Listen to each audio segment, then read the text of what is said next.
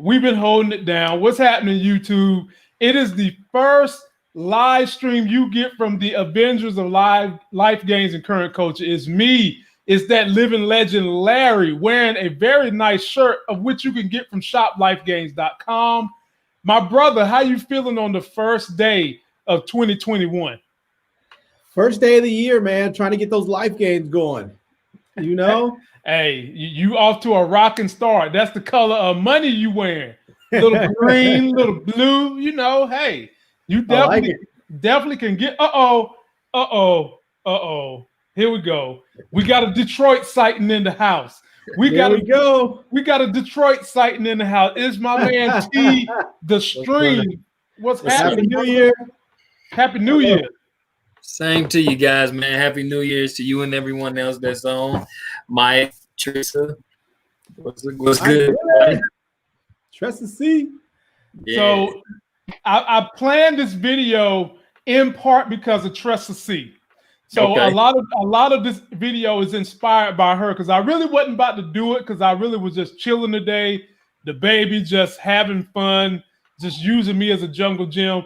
But because of the love I have for our subscribers, I threw something together just for her. She wanted us to kind of review the good and the bad of 2020. And she wanted us to just kind of talk about the politics, stocks, what was good, what was bad. So I put together that, and we will end tonight talking about power predictions. And so, fellas, why don't we start with a recapping of what happened this past year, in the year of 2020, that saw a whole lot more lows than I feel like it's seen in terms of highs. So take a look at this to see if it jogs your memory of a lot of things that happened in 2020. 2020 has not been a kind year. It's been a year that preyed on the weak and the sick, a year that claimed lives and tested trust, a year filled with division and upended by chaos. It's been a year dominated by staggering loss of life across the world. But it's a world still filled with courage, compassion, and heart. Pandemics occur. They have always occurred, and they will occur. It would be really shameful if we don't learn from what we've been through. Amidst tragedy, we learned that we know how to put others before ourselves. Despite resistance, despite pushback, we persisted. This is a world of resilience, a world propelled by the belief that overcoming the impossible is in fact possible. With the inspiration of innovation, we were once again reminded that nothing is out of reach and that we should shoot for the stars. Faced with the kind of viral enemy the world hasn't known for generations, we witnessed every day the true meaning of what it is to be a hero. Society reckoned with inequality, and people took to the streets and used their ballots to make their voices heard. Let's stop thinking that our voice don't matter. That's right. And vote! Heroes have walked among us and will again. Records were shattered and barriers were broken. While I may be the first woman in this office, I will not be the last. We imagine a tomorrow filled with unity, not division. A tomorrow that delivers equality, long overdue. A tomorrow galvanized to tackle the world's great challenges. 2020 upended norms and our understanding of normal. It was a year no one could predict. But we've endured hard years before. We've endured tragedy before. We emerged from those years stronger, wiser, better. And so it will be with this year, too. Fellas, a brief look at what happened in the past year. And Larry, I'll give it to you first. Give me your highs and your lows of 2020 and anything that was impactful that happened in your life.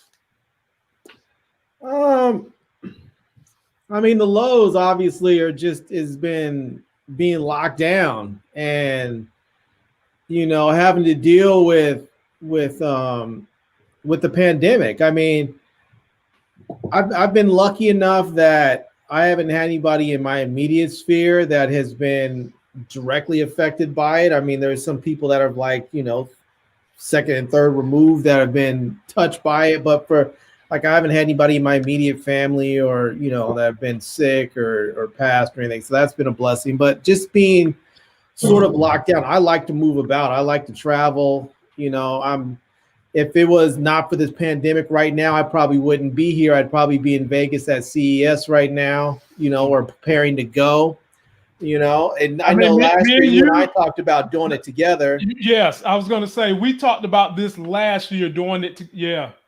So we would probably, if we weren't there already, we would definitely be, you know, preparing to go.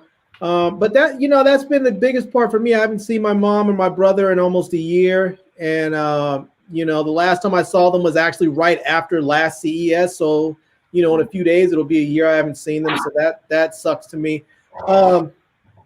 Honestly, one of the brightest spots of this year, and I know some people probably don't feel this way about their own lives, but my wife is, you know, she used to only work from home on Tuesdays, and now she works from home every day.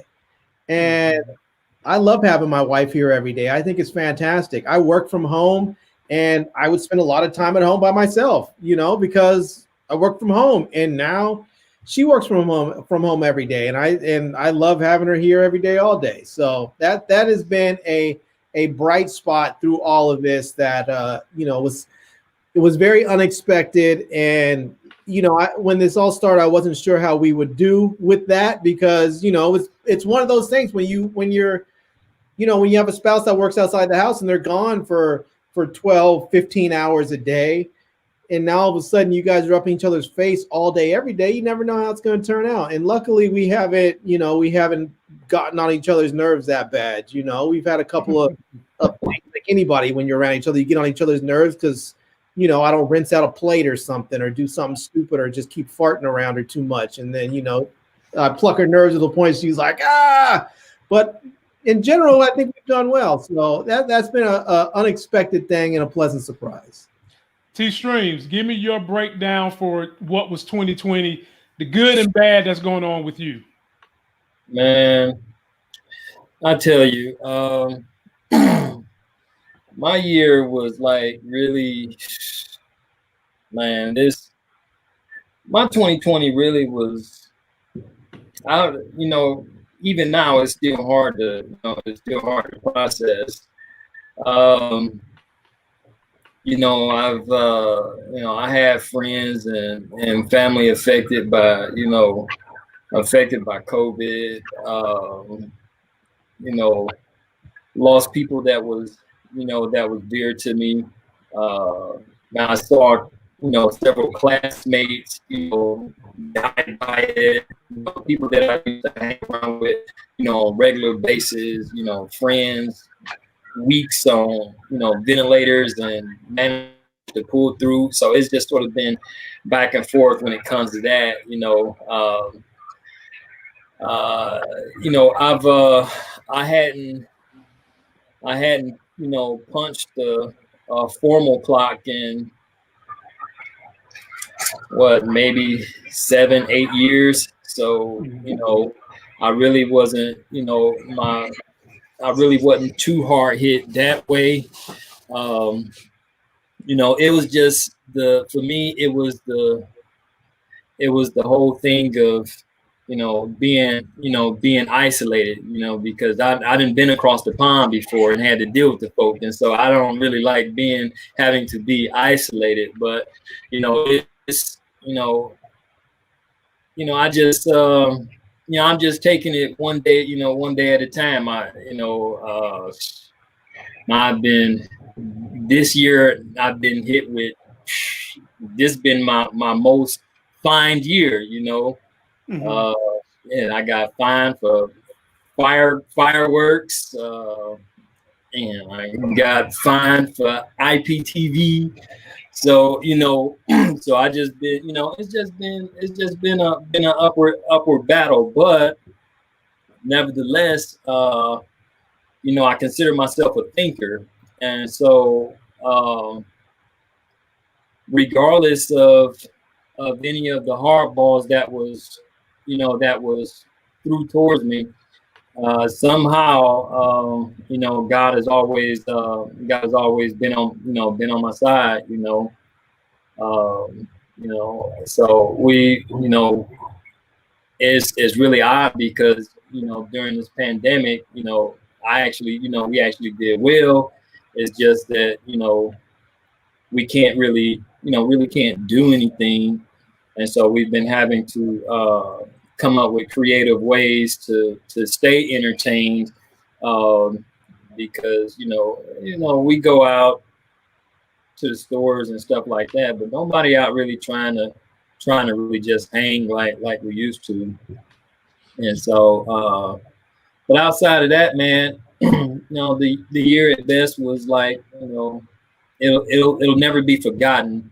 I can guarantee 2020 is going to be remembered long past once all of us are long gone.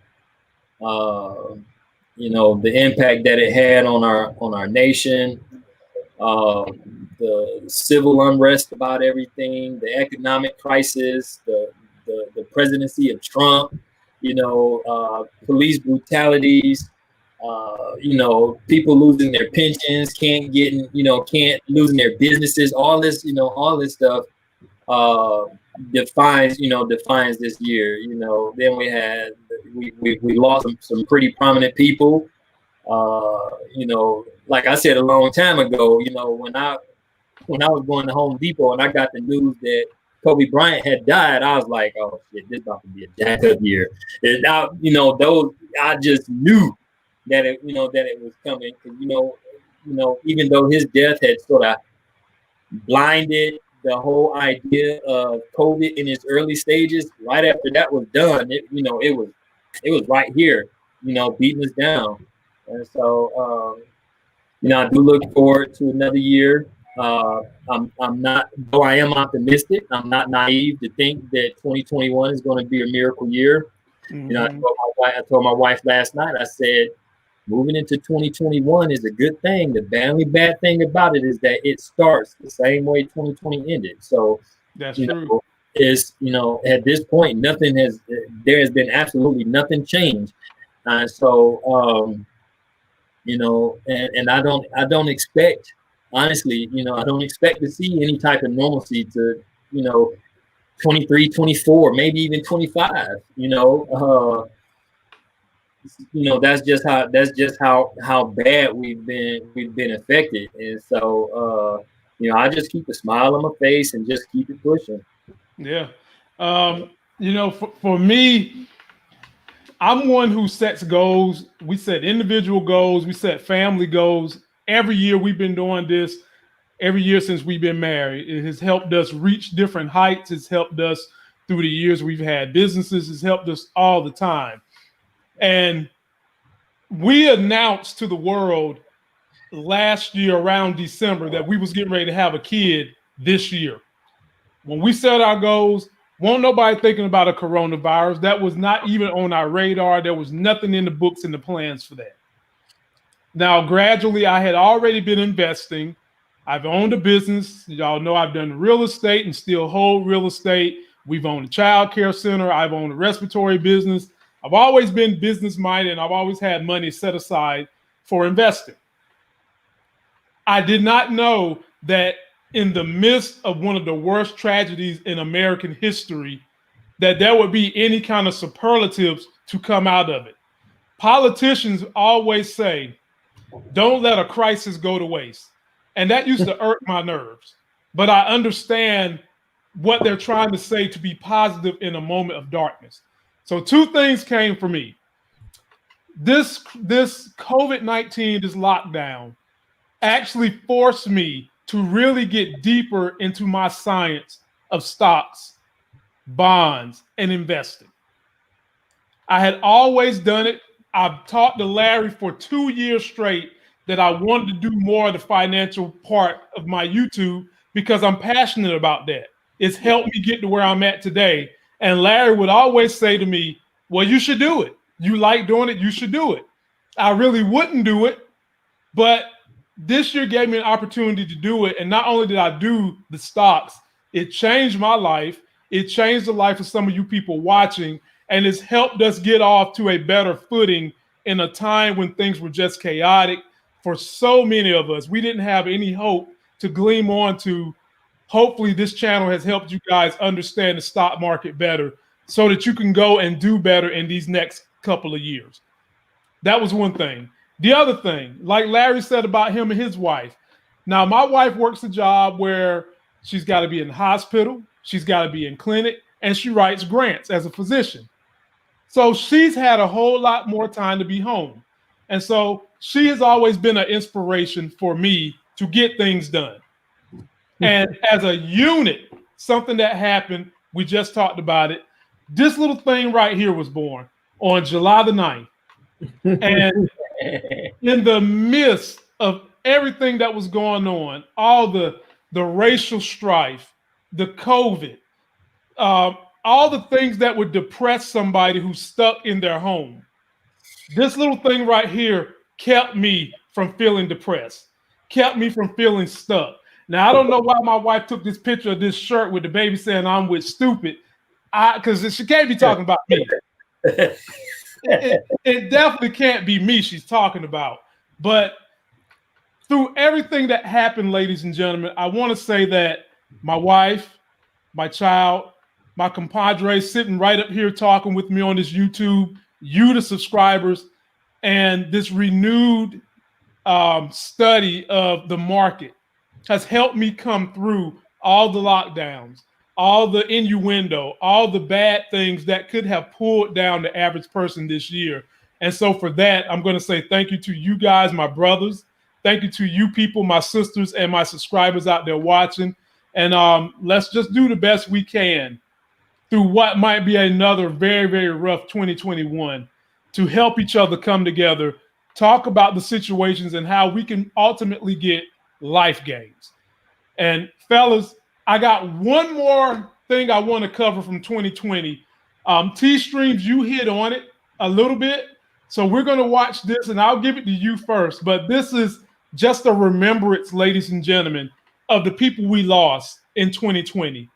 And having said that, if you still have loved ones that you haven't told you love them, if you have loved ones you have some petty strife with and you can overcome it, try to make things whole with those people if you can. Take a look at this.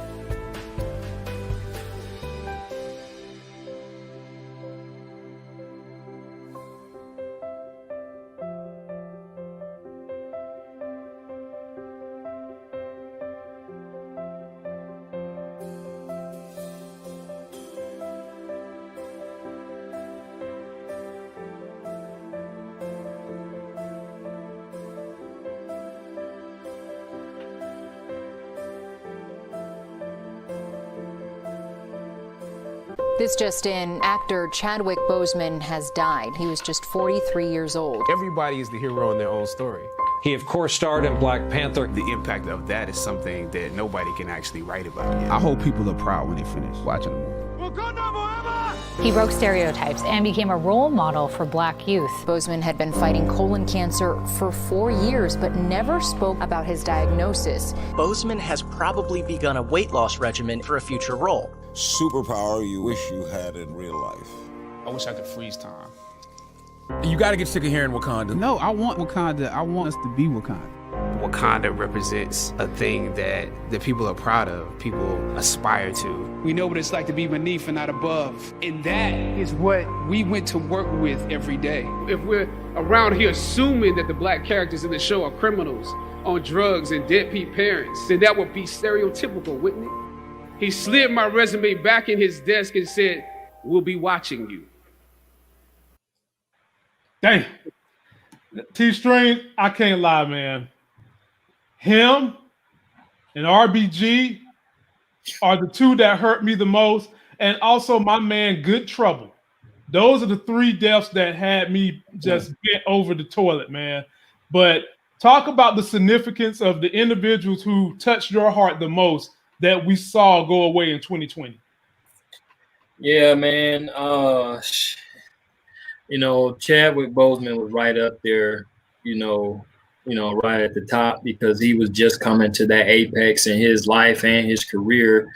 Those of you that have followed him for a couple of years, seen him represent, Black culture and stuff in some of his previous roles. But it wasn't really until Black Panther that he got that,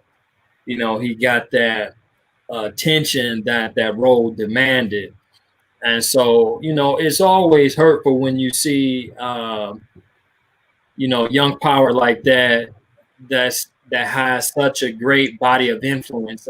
Kobe Bryant is the same way, had a great body of influence over a lot of people. These are men or people that individuals actually look up to and be like, I want to be like him, or and so every time you lose one of those people, it's definitely a bruise to the culture, as well as our hearts, because it's something special when you feel impacted by the death of someone that you physically do not know. Mm-hmm. Yep. And so, when people have that type of influence and they're able to project a certain type of energy that demands that respect, of course, you feel a little bit like you got that, so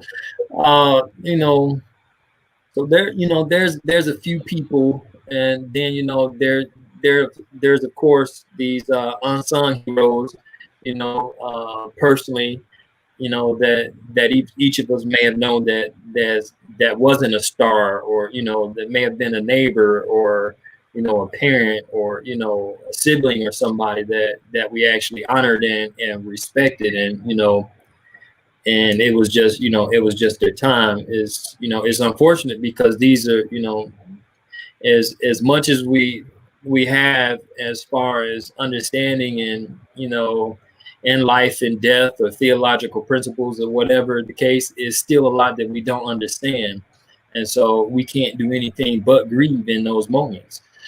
So we've lost some great icons, man. Yeah, and man. That were actually headed to icon status if they're not currently seen as icon status. But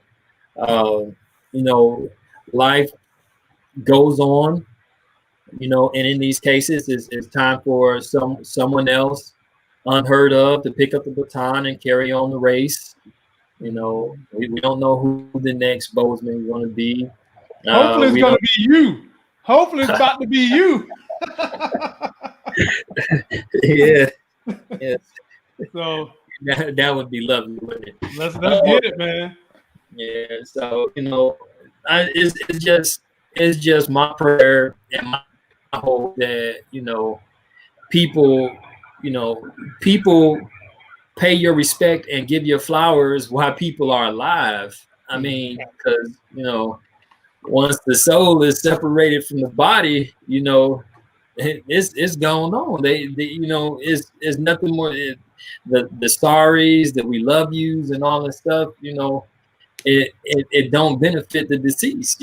So it's good to give that praise and that affirmation why people are still here, where it can be utilized, where it can be used to actually change your life. Simple words like that, man, could really change somebody's life, because though they're really thought-provoking. When someone look you dead in your eyes and just tell you how much they appreciate you and the work and the efforts that you have done, and they aspire to following your path and stuff like that, that's moving. You got that right. T-Stream, let me pass the baton to Larry so we can kind of stay on time on mission. So Larry, what about you? Who died this year that sticks in your craw because you enjoy what they was doing while they was on this planet? Yeah, man. I mean, don't get me wrong. I don't want to sound like I didn't care or anything about Chadwick Boseman, but I wasn't surprised. We talked about it on the show a number of times, and just personally about how skinny he was, and some people had jokes about stuff, and I remember both of us saying, "Nah, this brother must be sick. Something's up. That you don't get that skinny." Larry, did they not come for our necks?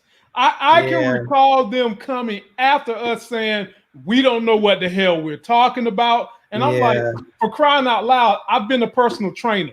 I know about weight loss, weight gain. I know about that. And they came for me and Larry's necks when we said this is more than getting ready for a role. Yeah. So I mean, the reason why I say that is because it didn't hit me as hard because it was expected. It's one of those things when you see it happen, you have time to mentally, emotionally prepare for it. You know it's happening.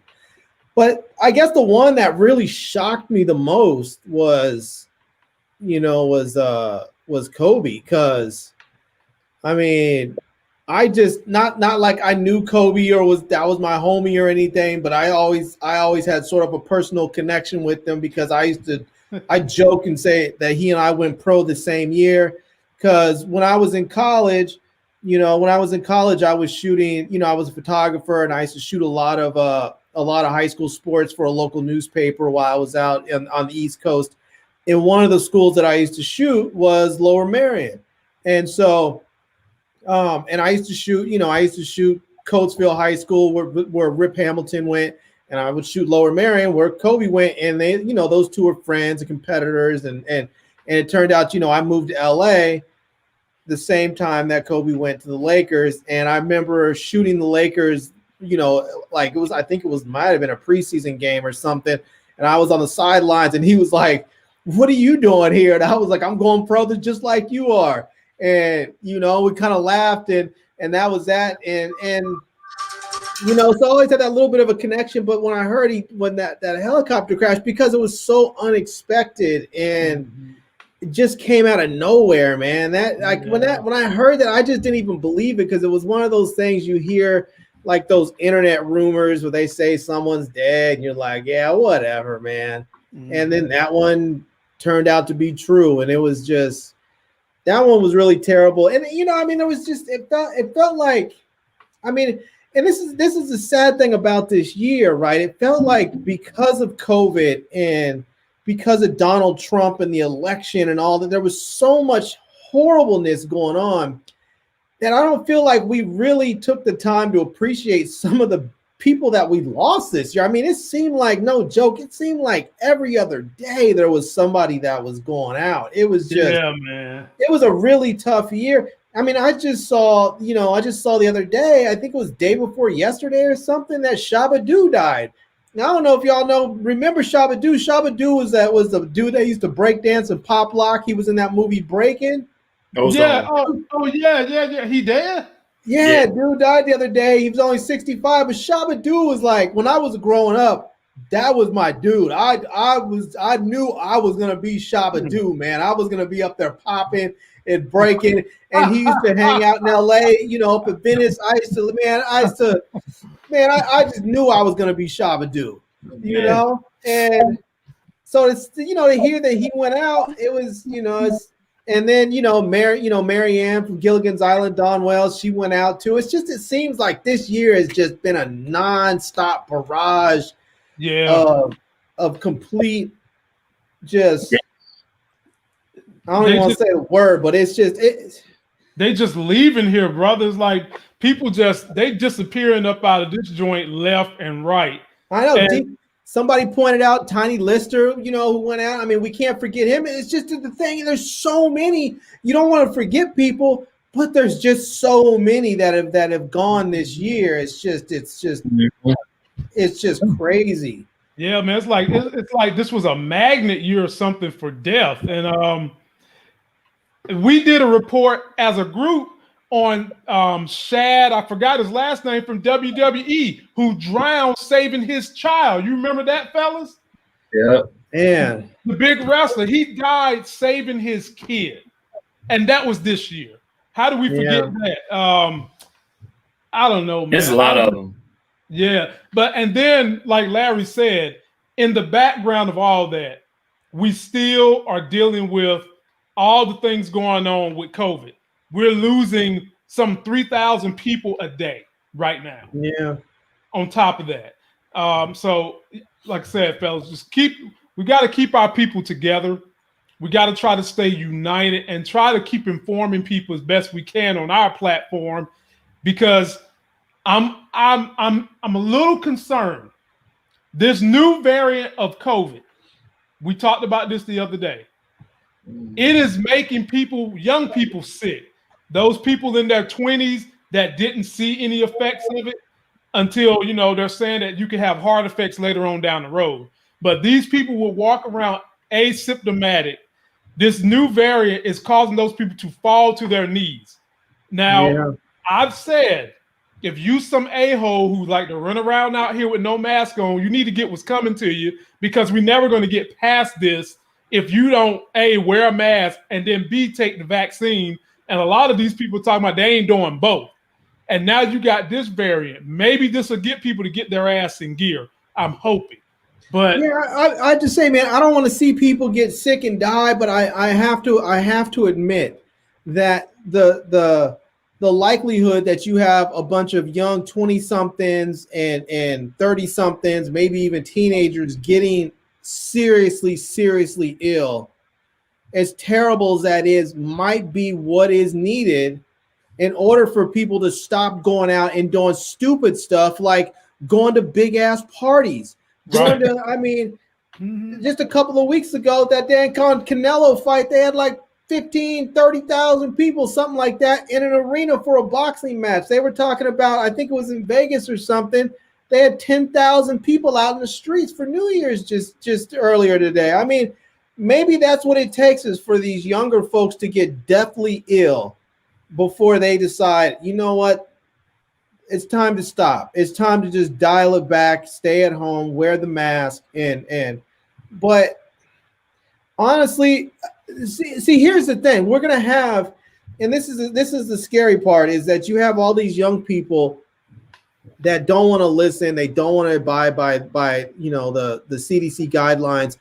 And if this new variant starts to kill them, they need to understand they are going to be the last ones on this list to get the vaccine. Because unless they happen to be a frontline worker, they're not getting it. They're going to be considered young. They're going to be considered healthy. They are going to be in the very, very last phase of this vaccination campaign. And so they are the ones that need to protect themselves. A vaccine is on the way, and they need to make sure they protect themselves, because people like myself, I have asthma.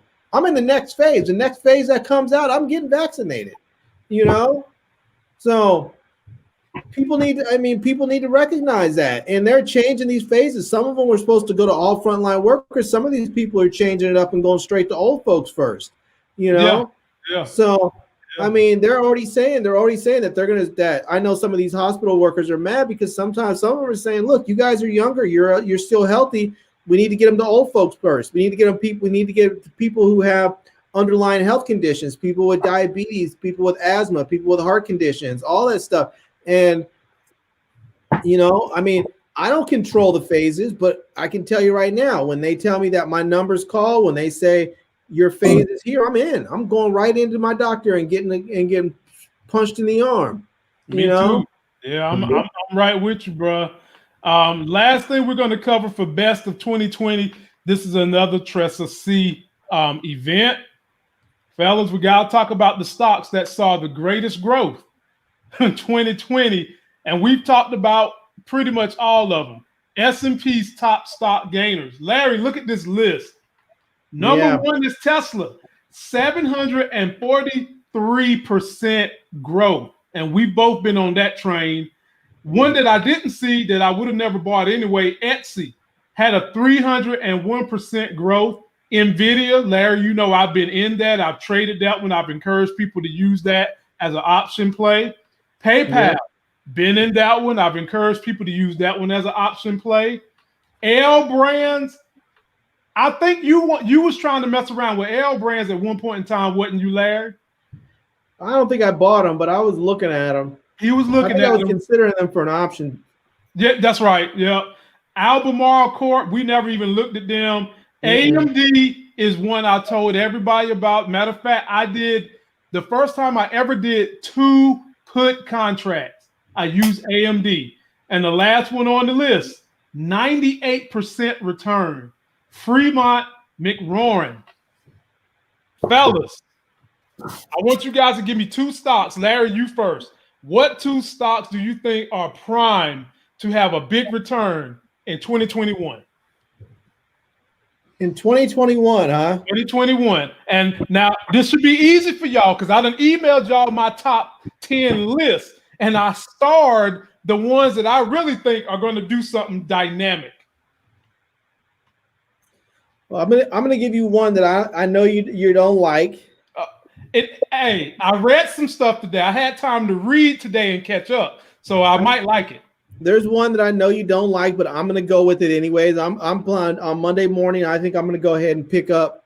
100 shares, and that is American Airlines. Don't you? Who? American Airlines. Why don't you trade American Airlines instead of spending all your money on 100 shares? Why don't you just buy a bull call? Yeah, just buy a bull call, not no put. Buy a bull call that runs. When do you think that they're going to kick up? Like August or something, or you think it's summertime? Nah, I think they'll kick up probably March, right before spring break. Buy a call option. It's going to save you the money of having to buy 100 shares, and you still get the benefit of the rise. Buy a call option that lasts through May. Maybe I have to do that. I don't know. I haven't really done calls, so I have to see about doing that. But maybe that's the way to go. That's the way to go. Mike Willie. I remember, Larry, we talked about Penn Gaming this year. Mike Willie bought it way back in April when we talked about it, and my man has held on to it, Larry. He's up like 60%. Nice. So T-Streams, I want you to name 2 stocks that you think is poised to do something. I didn't get my second stock, man. Oh, that's right, my bad. Go ahead with your second one. Now, here's one. Now, here we go. I have a couple of them. Here we go. A couple of them that I want to mention. One of them I bought in and I sold it early, and I think I'm going to buy it again on Monday.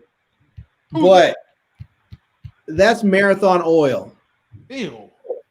And I know you don't like oil companies. I know they're not popular, but Marathon Oil, it does a lot. If I'm not mistaken, they do a fair amount of production for jet fuel, and I think that's gonna help move the stock in this new year. Okay. I also really like I've been debating whether to jump in a little bit more. I really like Disney. I think Disney's going to move when their theme parks open back up. Yes, whenever that happens. But I think that's going to be a long one. I think that Disney is. I know that their streaming service is going to be picking up and booming over this course of this year, but I don't think their theme parks are going to go full swing probably till 2022. I mean, I agree with you, but the stock is not going to get any cheaper. And when you start seeing the rumblings that the theme park is going to open up, Larry, that stock could easily be $400 by the end of 2022. Easy. Yeah, it's possible. It is possible. And I'll be honest, I plan on selling off some of my stuff tomorrow. I mean on Monday, because I sold a little bit off on like Wednesday or Thursday. Just some stragglers, a couple that made a little bit of money, but we're just starting to flatten out. But I think I'm going to buy some more Riot, because I know that we talked about Bitcoin. I don't understand the technology or Bitcoin. I don't understand cryptocurrencies, but I can understand the technology behind it. I just don't understand crypto. And so I get that there's an underlying technology that people use for mining it, trading it. I get that. And a company like Riot, I can get behind.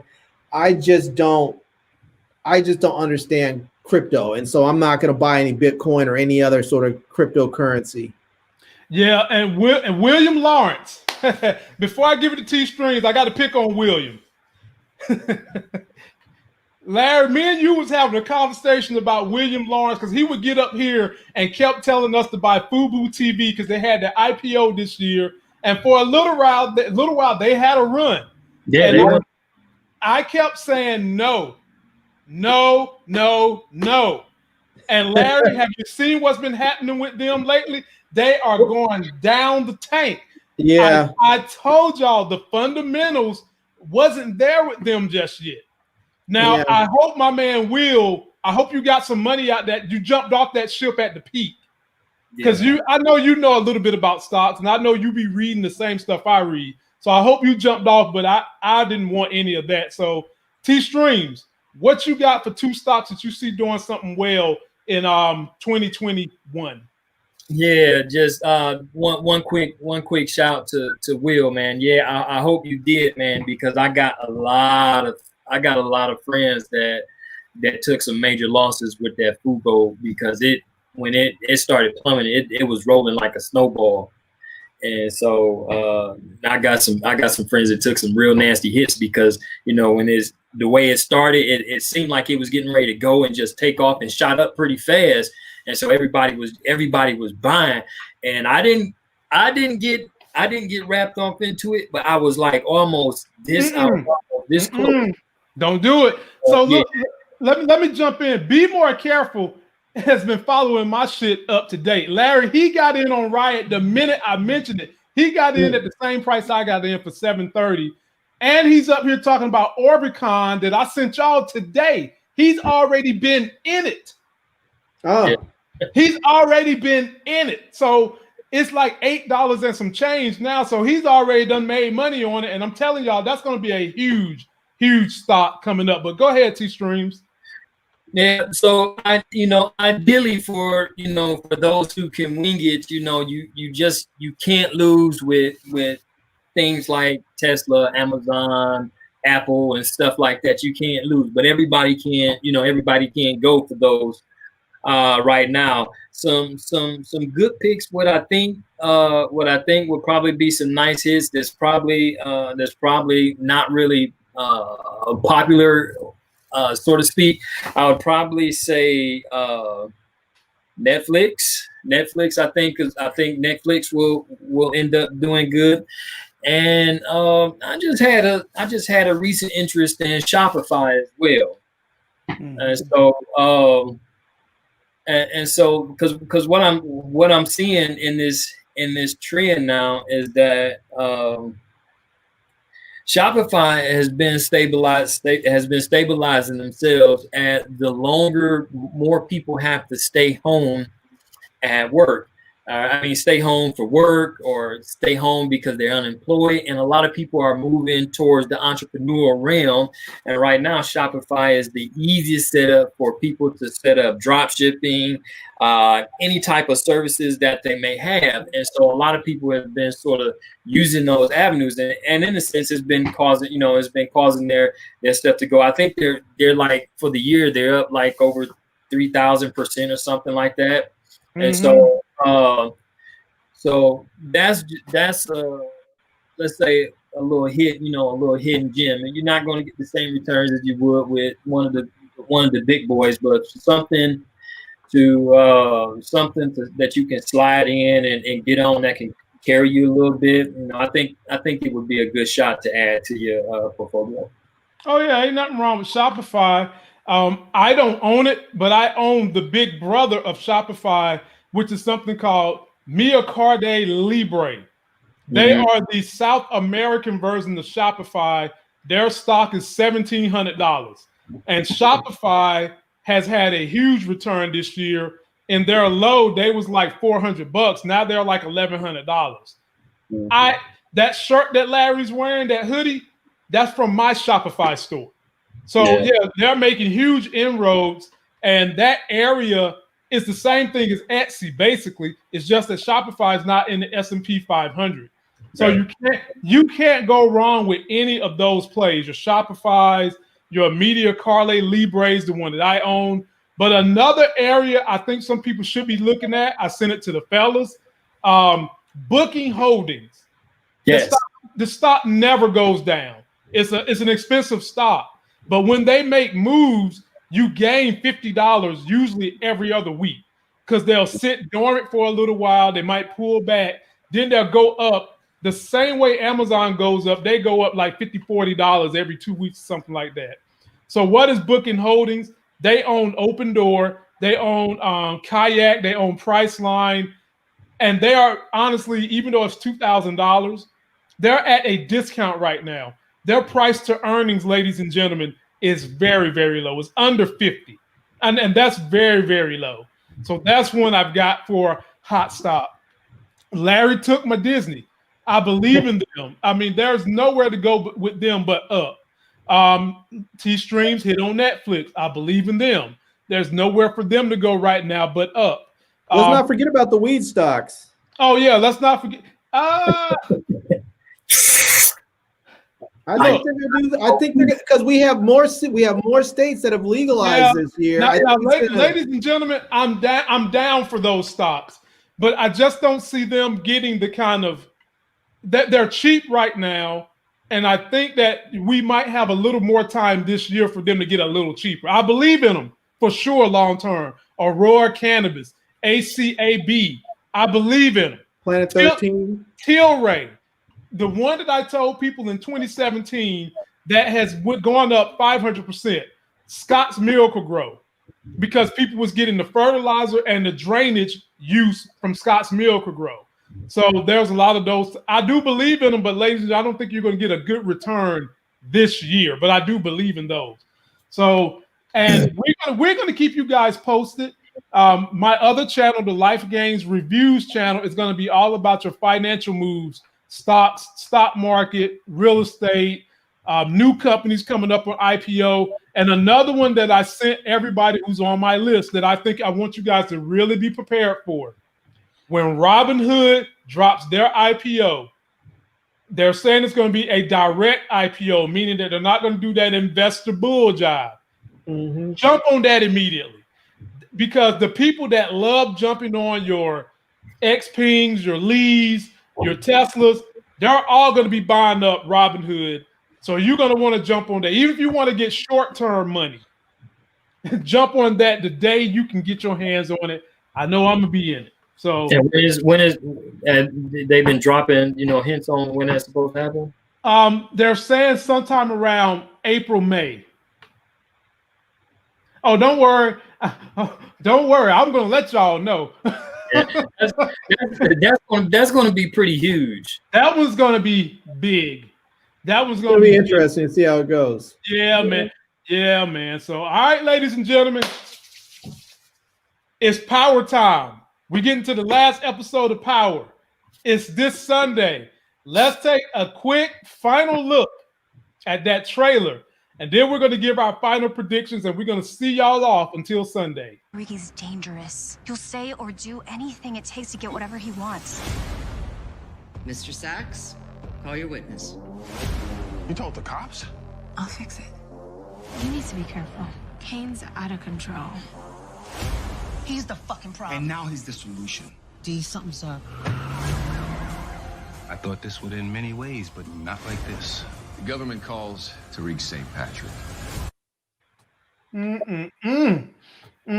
T-Streams. I'm gonna give it to you first. Thoughts on what you think is gonna happen? Anything in that trailer jog your curiosity into a good written line of what's gonna happen in episode 10? Man, the whole trailer jogged my curiosity, but I always be off the mark. I'm like, man, every time I and so man, you know, they show just enough to show you something, but don't show you anything. Exactly. And so so look here. My main interest is really I see some awkward looks in that courtroom, but I know we have to wait till the end of that show to actually get any of that. You know, everybody looking funny. You know, Tasha, Method, Tariq, what's her name, Tamika. Oh man, everybody. Oh, that look there. It's like, oh man, I can't wait till they pin him to the floor. Now they look G'd up with that pinstripe on though. Hey, yeah, he's like he could be a criminal. Yeah, he's looking short there. Yeah, you give him his Dob and a Tommy gun, he'd be all right. Now this is what I'm concerned. This is what I'm thinking. When I look at that, the only thing I can think of is that Tamika done pulled she done pulled some type of trump card, because Tariq is on the stand and Cooper Sachs is looking absolutely behind him. He's looking behind him, not over to the side where Tasha and them is, but behind him. So D-Stream, let me help you out. Could it be? Now, ladies and gentlemen, you hear it here first, because we give you guys the absolute best theories. Even though some of y'all be trying to hate on us, we know we give y'all good theories. Could it be, T-Streams, that this face of Cooper Sachs is looking back because Tamika, through Tariq, has decided to call the person that is sitting behind Ottman, which is Riley, to the stand? You see that hair behind him? That is Uncle Sachs's niece, Riley. Could it be that Tariq told her that Cooper Sachs had her put some drugs in his cup to try to get information, and he got that illegal video, and Tamika decided that she's going to call Riley to the stand, who's trying to hide right there behind Ottman, and Cooper Sachs is looking like, no, the F y'all did not call my niece to the stand. I will take my editing writing money right now, Power. Give me my coins. You know, that would be a good way to stick it to Nancy without no Vaseline. Man. Because you see, look at that, look right there. That is Riley sitting right there in that corner in that courtroom. Yep. Blurred out. Yep. Yeah, Larry. I know they something. Larry, what you think? What's going to go down in episode 10? Well, first of all, I want to say that Troop TV in the comment section from DC, I was about to give him a shout out till he told me that I never give good theories. Now I'm not. Now I'm going to ignore him. Oh, Lord have mercy. But here's what I think, and you might appreciate this, Lamont. I actually think this episode we're going to see some testicular fortitude from Carrie. We're going to see that the prosecutor in her come out, and we're going to see that because prosecutors are some tough MFs, and I think we're going to find that she used to be a bit of a hardcore gangster on the prosecutor's side, in that she's got something in her that she may have left that life behind her so she can go into academia. But I think we're going to see some of that toughness now that Monet's come on there. Has come on the scene. She's starting to look at some of these. She looks at some of these students on her campus as like her kids, her responsibility. And now I think we're going to see some toughness in her that we haven't seen before. Boy. It's about time y'all stop calling her Lock and Key, Conjugal Carrie, and Scary Carrie, and y'all give that woman the recognition that she rightfully deserves, because she about to I think we're going to see Counselor Carrie this next time. Yeah, and I hope they do something to Eddie Winslow Bellamy here. Man, I'm not feel something. Man, what? I'll say this about him. I'll say this about Zeke. I actually really like Zeke because Zeke has been in a very unfortunate situation with his family. He's tried to make the best of it, stay out of trouble, separate his college life from his home life. He's tried to keep all that separate. And to be perfectly honest with you, if you are a young man, a student, could you blame this brother for going after Professor Milgram? No. And once she said yes, would you blame the brother for doing what he could do to spit whatever game he had to spit to try and keep her? I mean, she's legit. She may be a little off kilter with her sex therapy or sex addiction, but she's still legit. Yeah, she more than legit, my brother. No. Boy, I like Zeke. Yeah, I like Zeke. He all right, man, but this is what I want to know. Okay, let's talk about this clown right here. He's supposed to be a gangster, you know what I'm saying? He's supposed to be a real G.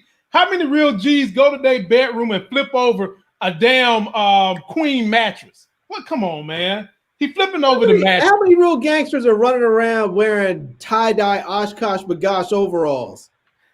I don't think that's tie-dye Oshkosh Bagosh right there. Well, not that one. That one, like I don't know what he's doing there. It's like he's in the woods playing army or something. No. This is what he's doing. In this clip right here. Oh, he's burying bodies? Yeah, he's burying the body. It looks like he probably done, stole that from an oil rig in St. Louis somewhere and about to burn up the body, and he don't want to get burnt up. That's what he's doing. He's dumb. He's going to keep that badge and get caught with it. Stop it, man. You know he is. So here's the other mystery. We got this car right here. It's a white guy in that car. Everybody wants to know who's getting pulled over. People have said it's Tommy. People have said it's Cooper Sacks. Somebody even said it's Stephen Ottman. Larry, who do you think is the white guy getting pulled over in this car? I don't think it's Tommy. Yeah. Nah, I think it's Trace. Okay. It's Trace, maybe Braden, but I don't think Braden's dumb enough to do something that's going to get him pulled over like that off campus. But I think that it might be Trace. Mm-hmm. And that's going to cause some issues because, Trace is, I don't know. First of all, I was thinking Trace might just go ahead and flip, but Trace is scary. But when push came to shove, he wasn't a punk. He was scary, but he wasn't a punk. So, okay. I don't know. T-Strings, who you think is in the car getting pulled over? Yeah, I don't think it's Tommy, and I really can't, they do a good job making sure you really can't see who the hell it is. But whoever it is, they in the BMW. So it's got to be somebody with some bread, but of course everybody got bread in this show. So let me see. He said, "White guy getting pulled over." Nah. Word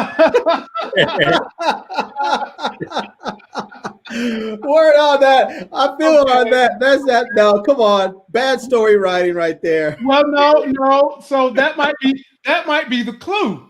See, if you're a normal white guy, they won't pull you over. But if you're a white guy with some predilection that society doesn't like, say being gay, like Stern's husband, they'll pull your ass over. Could it be Stern's husband's in the car? Nah, Stern's husband's not driving a little Beamer like that. He's gonna drive something a little bit bigger. Okay. He might be driving a little like a Maybach or Lambo SUV or something.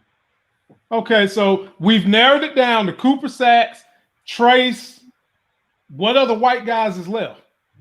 You know, if it's Cooper Sacks, I don't think it's Cooper Sacks in the sense like they're trying to, like they're stopping him to arrest him. I think they might be going after him because there's a threat on his life or something, and they're just trying to make sure that he's in, you know, protective custody. So, okay, but I don't think they would be going after him to arrest him. Okay, all right, fellas. Final predictions. Is anybody going to get out of jail, or is anybody going to go to jail? And death predictions. T-Strings, we'll start it with you. Death prediction: does Tariq go to jail? Does Tasha get out of jail? Okay, I don't think Tariq go to jail. Okay, I think that would just complicate things to end the series or the season with him in jail, because then you have to do a bunch of episodes with him locked up because they're just not going to let him right back out, you know. So I don't think he goes to jail. Okay. I would like to see Tasha get out because if Tasha has sort of been his little, you know, his little earpiece, and if this show is going to capitalize on the rise and fall or the rise of Tariq St. Patrick, right now during these early stages, you know, he need that extra mouth in his ear. And it's sort of, you know, the whole idea of the phone calls and the sending messages through guards and stuff like that is starting to get time worn. So it's time right now. I'm surprised that it went on, you know, this entire season. But I would like to see Tasha get out. I know Tariq is not going to jail, but I do know whatever they have in their sleeve, the crux of it is we're not going to get it this season. So of course not. Yeah, we're not going to get it. No, Larry. The very thing we hope for that we thinking is getting ready to go down and see that's next on Power, you know. Well, and this time it's not a week. We're gonna have to wait 4 or 5 months, maybe. Well, if not longer.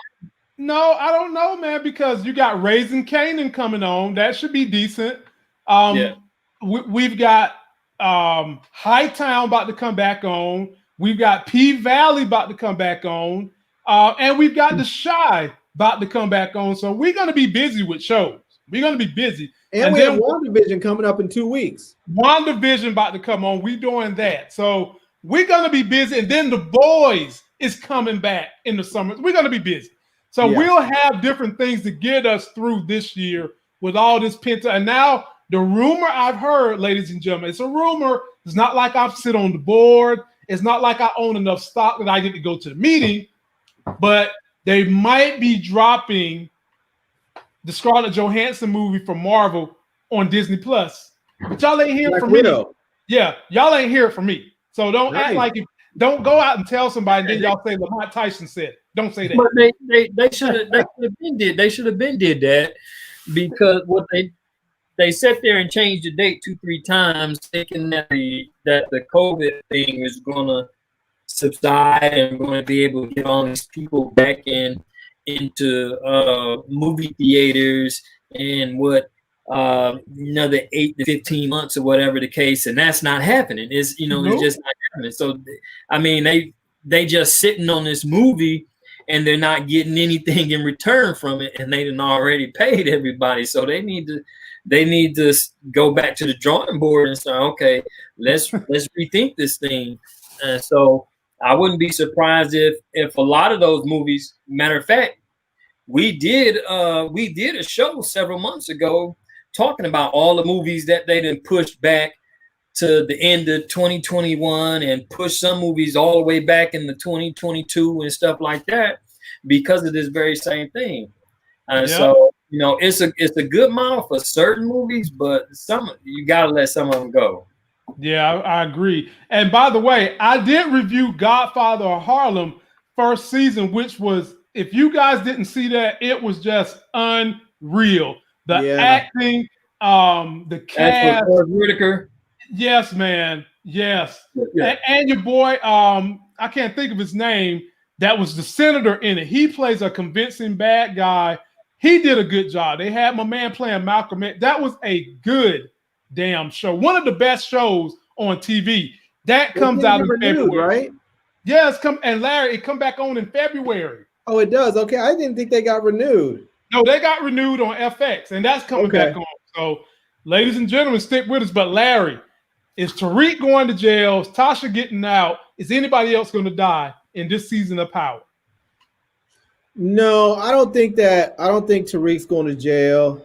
Damn it. Tariq's not going to be going. Tariq's not going to be looking at jail or really threatened with jail. I wouldn't say probably until maybe the middle of like season 3 or something. Good Lord, that long? Yeah, because I think like the whole Tasha thing. I agree with T-Streams that the whole Tasha thing. They have to get her out, or they have to establish that she's going to stay in. Like this whole will she or won't she get out? It's kind of gotten played. It's ran its course. They need to either let her out or convict her and know that she's going to be in there. And so, but I think with Tariq, I think what's going to happen is he's going to stay in. There's probably going to be some kerfuffle with Saxe, obviously, and I think they're going to have. I think what I kind of think is they're going to let Tasha out, or she'll get acquitted, either one, and then Saxe is going to end up going after Tariq. It's gonna maybe his niece or someone will say, "Hey, look, they're selling up there. He's basically an Ivy League kingpin." Blah blah blah, and Saxe is going to go after Tariq the way he went after his dad.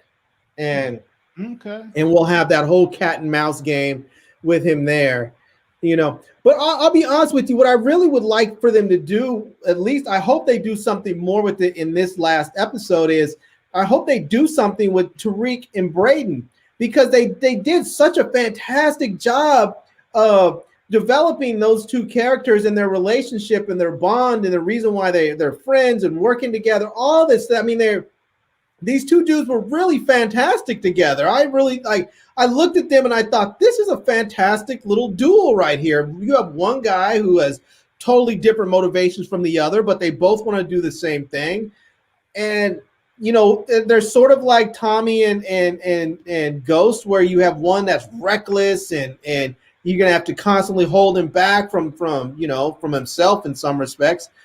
And then they just sort of like, after the whole thing with the troll doll, it just sort of, that relationship sort of fizzled, and they haven't really done anything with it for like the last 3 episodes. It's just sort of, it's like Braden's there, but they haven't really done much with that. I feel like that relationship right there deserves an entire episode. I can see that. Well, one thing that they did reveal in this trailer is that Professor Carey confided in Officer Santana. That's why Eddie Winslow Bellamy was upset that she went to the police. And I'm telling y'all right now, he is going to be a third wheel in her love triangle of Eddie Winslow Bellamy, Professor Plagiarism, and now add yourself some Laz Alonzo, Officer Santana. I ain't going to have no nickname for him because that's my boy. But, ladies and gentlemen, that's it for us. Happy New Year. Me and my wife will be doing our live stream of Power whenever we can get that little girl to take herself a little nap around 7:30, 8 o'clock is 8:30. Tune in. She's going to wake up and going to want to get all on the camera and take over and try to talk. So we'll be there waiting on you. Any words you fellas want to give the people as we start this new year? They've already started on the right foot. They came here first. Yeah. T-Strings, give the people a word of motivation as we get ready to get out of here. Yeah, there's nothing better in life than being able to learn from your mistakes. 2020 gave us a lot of opportunities to test our resolve, how resilient we are, to see where we excel and how we make mistakes. And so my encouragement to each of you guys is to start this new year off learning from the mistakes that you made in the previous year. Just eliminating those, whether it's finances, whether it's relationships, or whatever it may be. Just moving slightly different from what you did last year can cause a lot of happiness for you. And so that's where I would start. Learn from our mistakes, strive to continue to be better, and think of other people. If you can encourage other people, the world would be a happier place as well.